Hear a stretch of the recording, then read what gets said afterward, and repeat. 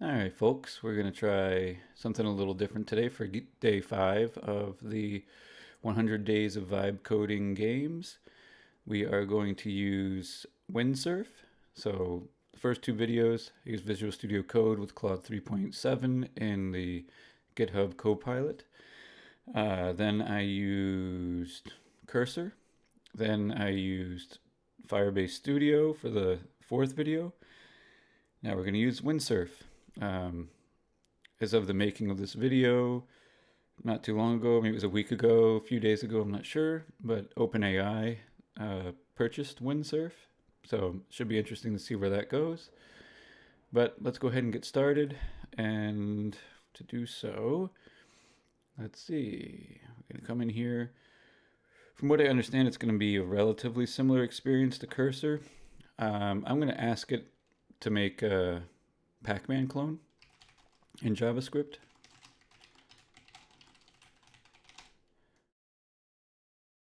And just see what happens.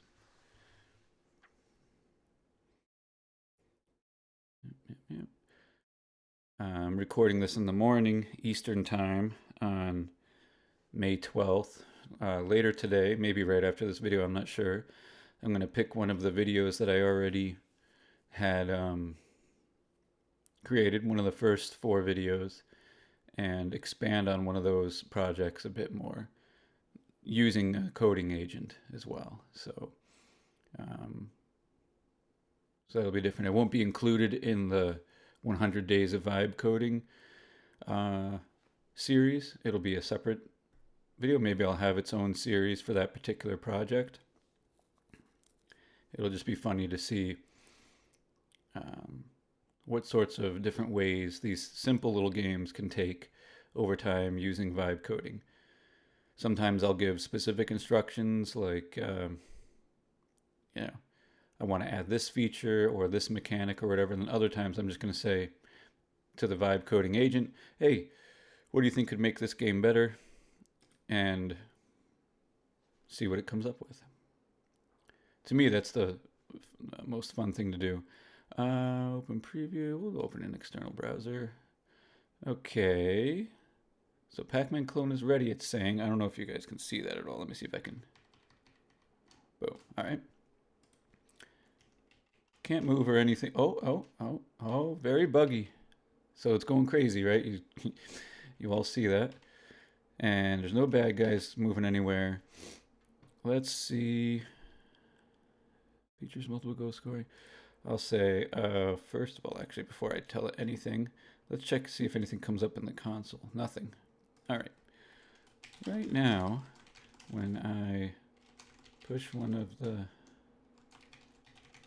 directional keys, Pac-Man either doesn't move or rapidly moves across the screen. I'm just going to leave it at that. See what it comes up with for if it detects that it's an issue, and it does. So it's going to try and fix it. It's going to update the movement logic to address those issues. See what happens.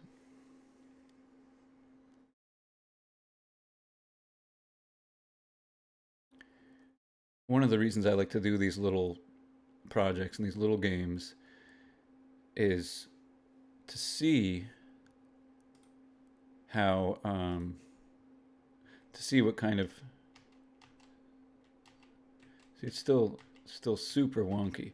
Pac-Man clone, I mean, it's a little bit advanced for asking a thing to make, but it's also an extremely well-known. Okay, here's another tip. All right, for working with a coding agent, Pac-Man clone.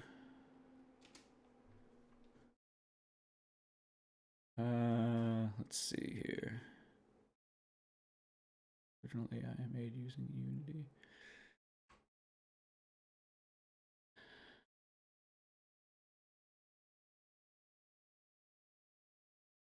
Watch this, right?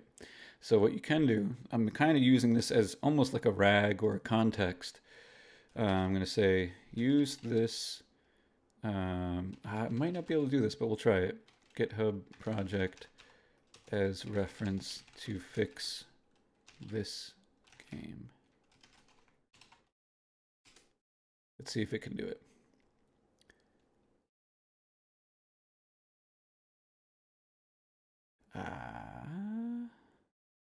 Really?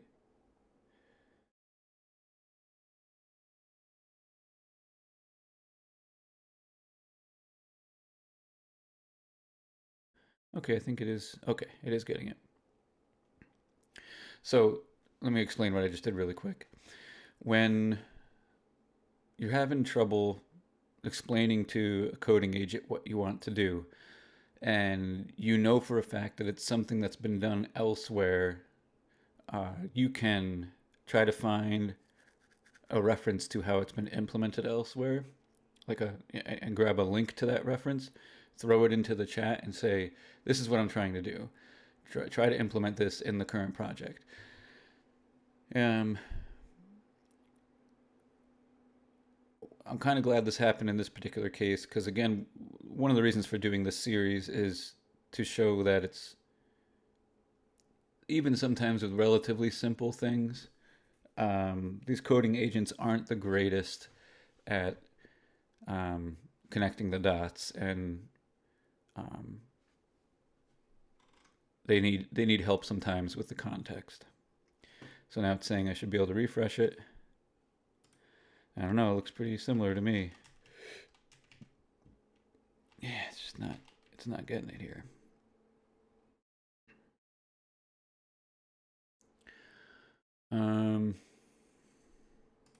Put it like this. I noticed the Pac-Man is stuck inside a blue wall. It should spawn in the black area with the white dots, and its movement should be restricted to those types of areas. Let's see what happens. I'm also going to have to tell it to update the enemy, obviously. That's on the screen there.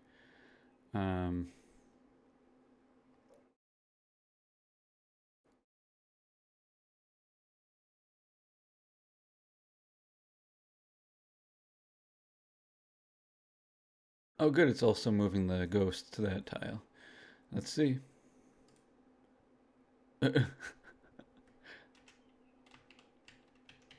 Yeah, this is trash.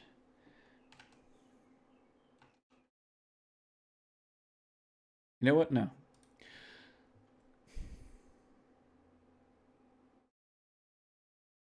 Let's try another coding agent. Let's try another coding agent and see what happens. So that was Windsurf. Didn't like how it went. Close that out. And we'll close this. Let's go with Cursor. I think I have to do it from my terminal because of how I have things set up. No? Oh, yeah.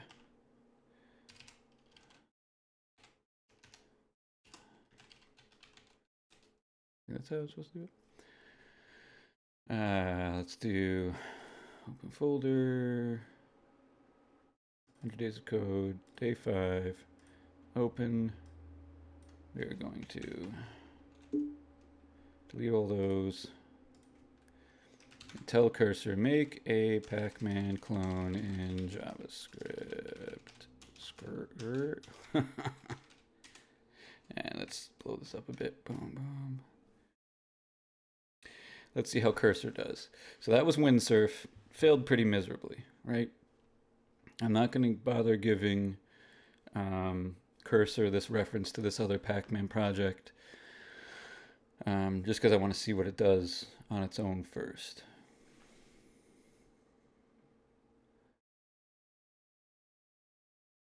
Right. Taking a slightly different, similar approach with the game map, different approach with the enemies. See how it goes here.